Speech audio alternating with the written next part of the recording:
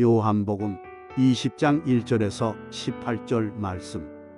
안식 후 첫날 일찍이 아직 어두울 때 막달라 마리아가 무덤에 와서 돌이 무덤에서 옮겨진 것을 보고 시몬 베드로와 예수께서 사랑하시던 그 다른 제자에게 달려가서 말하되, 사람들이 주님을 무덤에서 가져다가 어디 두었는지 우리가 알지 못하겠다 하니, 베드로와 그 다른 제자가 나가서 무덤으로 갈새 둘이 같이 다름질하더니 그 다른 제자가 베드로보다 더 빨리 달려가서 먼저 무덤에 이르러 구부려 세마포 놓인 것을 보았으나 들어가지는 아니하였더니, 시몬 베드로는 따라와서 무덤에 들어가 보니 세마포가 놓였고 또 머리를 쌌던 수건은 세마포와 함께 놓이지 않고 딴 곳에 쌌던 대로 놓여 있더라. 그때에야 무덤에 먼저 갔던 그 다른 제자도 들어가 보고 믿더라. 그들은 성경에 그가 죽은 자 가운데서 다시 살아나야 하리라 하신 말씀을 아직 알지 못하더라. 이에 두 제자가 자기들의 집으로 돌아가니라. 아멘. 오늘 본문은 지난주 새벽 시간에 여러분들에게 말씀을 증거한 그런 말씀입니다. 시간이 촉박해서 다 전하지 못한 말씀, 오늘 다시 한번 또 본문 중심으로 여러분들에게 말씀을 증거하려고 준비했습니다. 오늘 본문 중심으로 여러분들에게 말씀을 증거할 제목은 믿음의 뿌리를 말씀에 두라 하는 제목으로 여러분에게 증거하려고 합니다. 마태복음 7장에는 이런 말씀들이 있습니다. 반석으로 그 위에 집을 짓는 사람은 참 지혜로운 사람이라. 비가 내리고 창수가 나고 바람이 불어 그 집에 부딪히지만 무너지지 아니한다 말씀합니다. 그리고 이 사람은 지혜로운 사람이라고 말씀하고 있습니다. 반면 모래 위에 집을 짓는 사람은 어리석은 사람이니 비가 내리고 창수가 나고 바람이 불 때 그 무너짐이 심하니 이는 어리석은 사람이라고 말씀하고 있습니다. 집을 어디에 세우느냐가 참 중요하다는 것이지요. 이처럼 우리의 믿음 역시 어디에 세워갈 것인가? 이 질문은 굉장히 중요한 그런 질문입니다. 그런 의미에서 오늘 설교의 제목이 이 질문의 답이라고 할 수 있겠습니다. 믿음의 뿌리를 말씀에 두라. 그래야 그 믿음이 무너지지 않기 때문입니다. 1절 오늘 본문을 보시지요. 이렇게 시작하고 있습니다. 안식 후 첫날 일찍이. 그렇습니다. 막달라 마리아 안식 후 첫날 예수님의 무덤을 찾습니다. 오늘날로 말하자면 주일 새벽이지요. 출발할 때는 아직 어둠이 거치지 않는 이른 시각이었습니다마는 무덤에 도착했을 때는 날이 환하게 밝아오고 있었습니다. 왜 이렇게 아침 일찍 이 여인이 예수님의 무덤을 찾았을까? 첫째는 예수님을 향한 사랑함이 그만큼 깊었기 때문이었습니다. 그리고 또 하나는 예수님을 위협하고 핍박하던 무리들을 피할 수 있는 시각이었기 때문이었습니다. 그렇다면 이 새벽 미명 시간에 예수의 무덤을 찾은 이 막달라 마리아는 누구인가? 마가복음 16장 9절 말씀을 보면 7 귀신에 들려 고통당하던 여인이었다고 말씀하고 있습니다. 하지만 예수의 능력을 통해서 깨끗하게 나음을 입은 후에 이 여인은 너무 그 은혜에 감사해서 자기 소유로 예수님과 제자들을 섬겨왔던 여인임을 말씀하고 있습니다. 이뿐만이 아닙니다. 이 여인은 예수님께서 십자가에 달려 돌아가시는 그 순간까지 곁에서 죽음을 지켰던 여인입니다. 제자들도 두려워서 도망가던 판에 제자들도 십자가에 달려 돌아가시는 예수님을 바라보면서 실망하여 떠났던 그 상황 속에서 이 여인은 끝까지 예수님의 곁에서 그의 죽음을 지켰던 여인이라는 것입니다. 참으로 이 여인의 믿음이 귀하고 아름답지 않습니까? 그리고 안식 후 첫날, 지금으로 말할 것 같으면 주일 새벽 미명 시간이지요. 그 시간에 예수님의 무덤을 찾은 겁니다. 그런데 이게 어찌 된 일입니까? 무덤에 도착해 보니 무덤을 막고 있던 돌문이 활짝 열려져 있고 시신이 없어진 겁니다. 이에 막달라 마리아는 제자들이 있는 곳으로 달려가서 시몬 베드로와 예수님께서 사랑하시던 제자 요한으로 추정되는 제자에게 이 사실을 알립니다. 내가 무덤에서 지금 돌아오는 길인데 가보니 무덤이 열려져 있고 예수님의 시신이 없어졌습니다. 이게 어떻게 된 일입니까? 그러자 베드로와 요한이 무덤으로 달려갑니다. 그리고 요한이 먼저 도착하지요. 그러나 막상 무덤엔 들어가지 못하고 구부려서 빈 무덤만을 확인하고 있습니다. 그러던 사이에 뒤늦게 달려온 베드로 망설임 없이 무덤 안으로 뛰어들어갑니다. 그리고 빈 무덤에서 예수님의 시신을 쌌던 세마포와 머리를 둘렀던 수건을 확인합니다. 그때서야 문 밖에 구부려 무덤을 들여다보고 있었던 요한도 들어와서 그 현장을 봅니다. 그리고 이어지는 말씀이 있었지요. 그리고 믿더라 하고 말씀으로 이어지고 있습니다. 8절입니다. 그 때에야 무덤에 먼저 갔던 그 다른 제자도 들어가 보고 믿더라. 그런데 하나님은 이 믿음에 대해서 이렇게 평가하고 계십니다. 9절입니다. 그들은 성경에 그가 죽은 자 가운데에서 다시 살아나야 하리라 하신 말씀을 아직 알지 못하더라. 아직 알지 못하더라. 여러분, 이 말씀의 속뜻은 무엇일까요?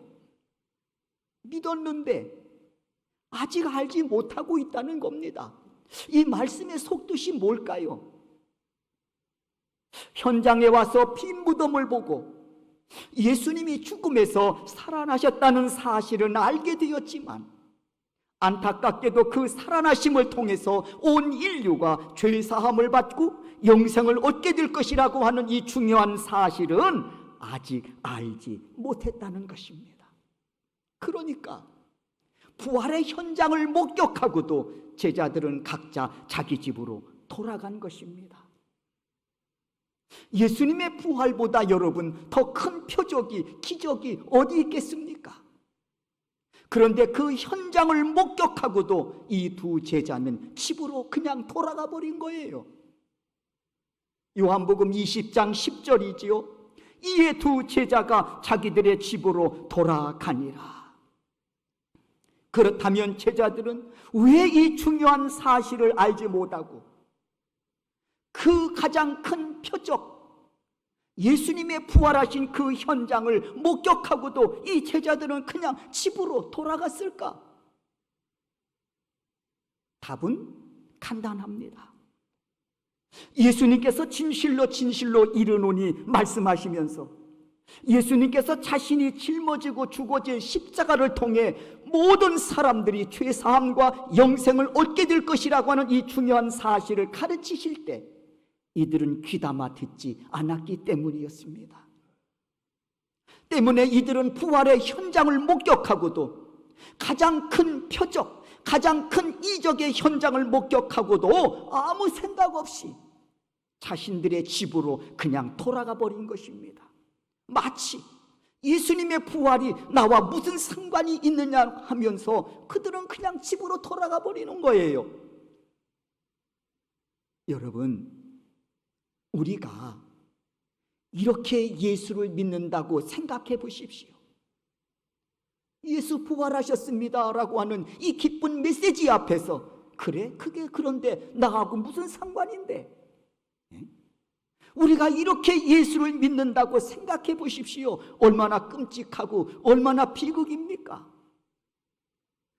예수 부활하심이 나와 무슨 상관이 있냐는 듯이 그 어떤 감흥도 어떤 감사도 어떤 기쁨도 없이 신앙생활을 한다면 얼마나 불행한 일이겠느냐는 겁니다.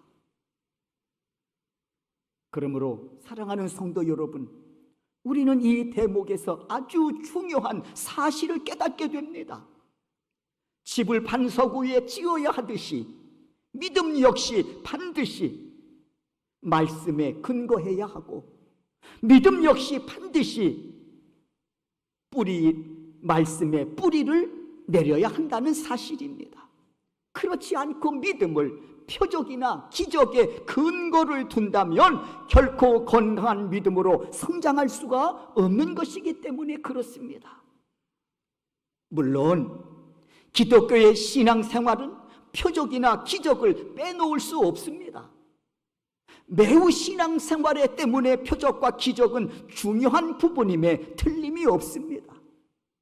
그러나 분명한 것은 그렇다고 해서 믿음의 뿌리를 표적이나 기적에 두어서는 안 된다고 하는 것입니다. 이유는 분명합니다.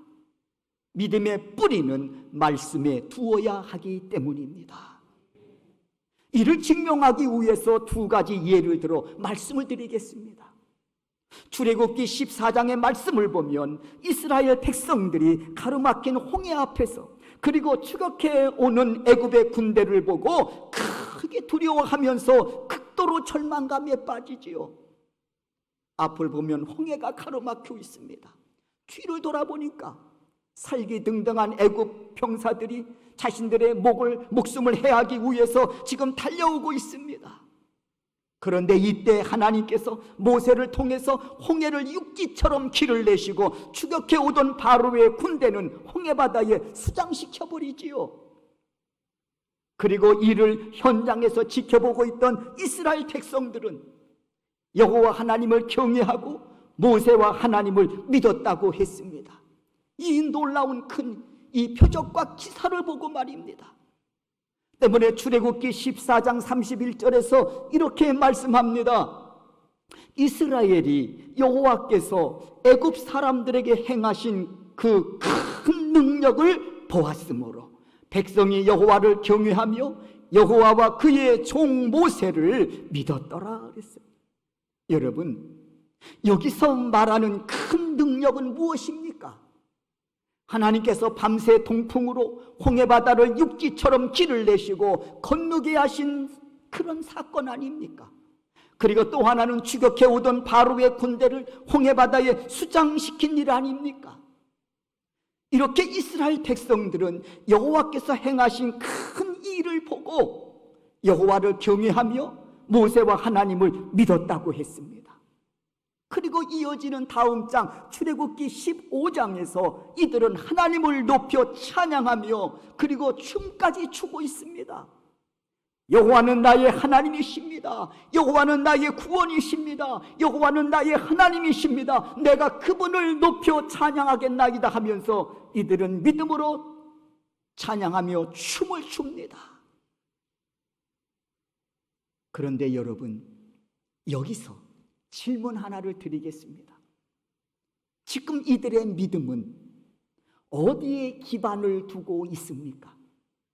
지금 이들의 믿음은 어디에 뿌리를 내리고 있습니까? 출애굽기 14장 31절에서 보듯이 여호와께서 행하신 큰 일입니다. 즉 표적과 기적에 이들은 믿음의 기반과 믿음의 뿌리를 내리고 있습니다. 그런데 문제는 이 믿음이 매우 불완전하다는 것입니다. 건물로 치자면 마치 모래 위에 세워진 집처럼 언제 무너질지 모르는 매우 불완전한 상태라고 할 수 있습니다. 마음을 졸이게 합니다. 모래 위에 지어진 집, 얼마나 마음 졸이겠습니까? 아니나 다를까, 이들의 믿음은 얼마같이 못하지요. 사흘 후 작신삼일이에요. 사흘 후에 마라에서 쓴물을 만나자 이들은 여지없이 그 믿음은 무너집니다. 그리고 찬양했던 그 입술, 언제 그렸나는 듯이 또다시 그 현장에서 모세를 원망합니다. 출애굽기 15장 24절입니다. 백성이 모세에게 원망하여 이르되 우리가 무엇을 마실까 하며 찬양을 드렸던 그 입술이 한순간에요 원망으로 바뀌어버리는 겁니다. 이에 대해서 하나님은 결코 기뻐하지 않으셨다고 말씀하십니다. 고린도전서 10장 10절의 말씀이지요. 그들 가운데 어떤 사람들이 원망하다가 멸망시키는 자에게 멸망하였나니 너희는 그들과 같이 원망하지 마라 하시면서 너희는 이를 본보기로 삼으라, 이를 거울로 삼으라고 말씀하고 있습니다. 여러분, 하나님께서 이 사건을 통해 왜 우리의 믿음이 표적과 기적에 머무르면 안 되는지를 알려주시는 사건입니다. 왜 우리의 믿음이 표적에 머무르면 안 되는가? 왜 기적에 머무르면 안 되는가? 이와 같은 사건은 또 있습니다. 요한복음 6장에 기록된 오병이어의 표적입니다.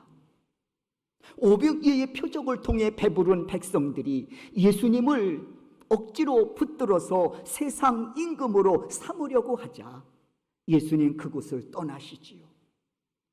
예수님이 이 땅에 오신 목적이 세상 임금이었습니까? 아니죠. 그들을 죄에서 구원하시려고 오신 거 아닙니까? 그런데 오병이어의 기적을 체험한 백성들이 억지로 예수를 붙들어서 세상 임금으로 삼으려고 하고 있습니다. 야, 저분을 세상 임금으로 삼으면 우리 먹는 문제 해결되겠구나 하고 말입니다. 그러자 예수님 그곳을 떠나시지요. 그러자 이들은 예수님을 수소문해서 또 찾아가서 그 예수 앞에 요청합니다. 예수님, 또 보여주세요. 그래서 또 한 끼 우리 배불리 먹여주세요. 또 요청합니다. 그때 예수께서 말씀하시지요. 나는 하늘로서 내려온 생명의 떡이니 이 떡 먹으면 영생하리라고 말씀하시지요. 여기서 생명의 떡은 예수님 자신을 가리키는 겁니다. 그러자 이 말씀을 들은 사람들이 반응입니다. 어렵다. 누가 저 소리를 들을 수 있겠느냐 하면서 많은 사람들이 예수를 떠났다고 했습니다. 그리고 이어지는 말씀이 가슴 아프게 하지요. 다시는 그들이 예수와 함께 하지 않았다는 것입니다. 다시는 예수와 함께 동행하지 않았다는 것입니다. 영원히 떠나버렸다는 거예요. 좀 보여주십시오. 예수님 표적 좀 보여주세요. 기적 좀 보여주세요 라고 요청했을 때 예수께서 이들에게 말씀으로 양육하시니까 어렵다. 그리고 예수를 다 떠나가 버린 거예요. 그리고 다시는 예수와 함께 하지 않았다는 것입니다. 여러분, 이 모습이 표적과 기적에만 관심을 보이는 자들의 모습이라는 것입니다. 이 모습을 안타깝게 바라보시던 예수님 다 떠나가잖아요. 안타깝게 바라보시던 예수님 그 제자들에게 물으십니다. 너희도 가려느냐? 너희도 나를 떠날 거니? 그러자 베드로가 답하지요. 요한복음 6장 68절입니다. 주여, 영생의 말씀이 주께 있사오니 우리가 누구에게로 가겠습니까? 말씀이 여기 계신데 우리가 누구한테 갈 수 있겠습니까? 사랑하는 성도 여러분, 이 대목에서 우리가 꼭 알아야 할 것 하나가 있습니다. 뭔고 하니 베드로는 이 고백을 통해서 자신의 믿음을 말씀에 뿌리를 내리고 있다고 하는 사실입니다. 이 고백을 통해서 베드로의 신앙은 말씀에 뿌리를 내리고 있다는 사실입니다. 이를 확실하게 증명한 사건이 있습니다.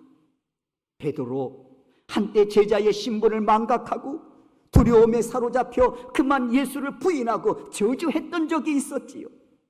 그러나 그 순간에 다구는 소리를 듣고 통에 자복합니다. 그 이유는 무엇일까요? 다구름 소리에 무슨 능력이라도 담겨 있었습니까? 아니지요. 타구는 소리는 그냥 타구는 소리일 뿐입니다. 그럼에도 타구는 소리를 듣고 베드로는 통에 자복합니다. 이유가 뭘까요? 그 답이 마태복음 26장 75절에 있습니다. 이에 베드로가 예수의 말씀에 닭 울기 전에 내가 3번 나를 부인하리라 하심이 생각나서 밖에 나가서 심히 통곡하니라. 무엇이 생각나서 심히 통곡했습니까? 예수님께서 자신에게 주신 말씀이 생각나서입니다. 표적과 기적이 생각나서가 아닙니다. 예수님께서 거친 파도를 잔잔케 하신 표적 때문이 아닙니다. 예수님께서 물고기 2마리 보리떡 5개를 가지고 5,000명을 먹이고도 남기신 그 표적 때문에 이 베드로가 심히 통곡한 게 아닙니다. 말씀이 생각나서였습니다. 말씀이 생각나서 통에 자복하고 잃었던 제자의 길을 되찾았던 겁니다. 왜 우리의 믿음이 말씀에 뿌리를 내려야 하는지 깨닫게 하시는 대목이지요. 그리고 베드로에게는 또 이런 일도 있었습니다. 베드로 부활하신 예수님을 만나 뵙고도 갈릴리 바다로 고기를 잡으러 가버립니다. 부활의 현장을 목격했는데, 그리고 믿더라 하는 말씀으로 이어지고 있는데, 심지어는 부활하신 예수님이 나타나서 예수님께서 자신을 밝히셨음에도 불구하고 베드로는 갈릴리 바다로 고기를 잡으러 가겠다고 가버린 겁니다. 그것도 혼자 갔습니까? 아니에요. 제자들을 선동해서 나 갈릴리 바다로 고기 잡으러 갈 건데 나와 같이 갈 사람, 그리고는 제자들을 선동해서 갈릴리 바다로 고기를 잡으러 가버린 거예요. 부활하신 예수님을 두고 말이에요. 못됐지요? 이상하게 사람들이 못된 짓을 할 때는 꼭 그룹을 만들려고 그래. 혼자 하는 게 아니야. 베드로 갈릴리 가서 밤새도록 그물을 내려 고기를 잡으려고 했습니다. 어떻게 됐습니까? 한 마리도 잡지를 못했습니다. 폭우로 돌아와서 빈 그물을 씻고 있습니다. 그 순간 베드로는 분명 실패한 인간이지요. 제자로서도 실패한 인생이고, 어부로서도 실패한 부끄럽고 초라한 그저 한 인생에 불과했습니다. 이때 누군가 베드로에게 다가와서 묻기를, 당신 예수 제자 아닙니까? 당신 베드로 아닙니까? 아니, 예수님 부활하셨는데 그분의 제자인 당신이 왜 여기서 빈 그물을 씻고 있느냐고 묻는다면 베드로는 뭐라고 답해야 될까요?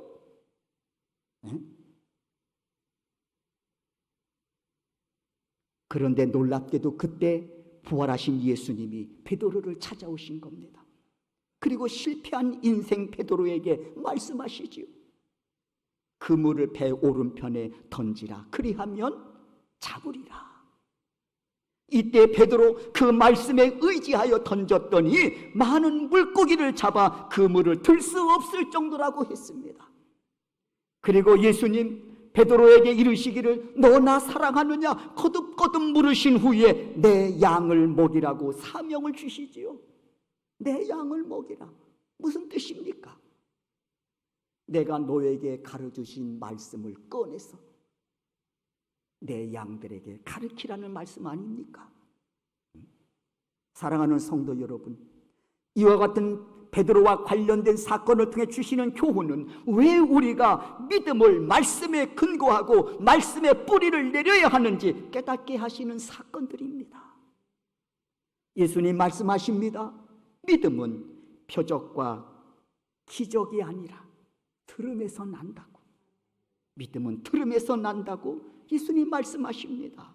로마서 10장 17절입니다. 그러므로 믿음은 들음에서 나며 들음은 그리스도의 말씀으로 말미암느니라. 그렇습니다. 믿음은 말씀을 통해서입니다.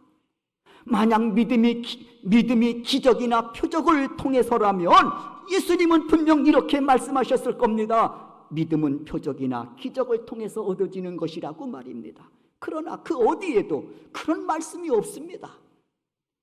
오로지 로마서 10장 17절을 통해서 믿음은 들음에서 나며 들음은 그리스도의 말씀으로 말미암느니라 하는 이 귀한 말씀을 주실 분입니다.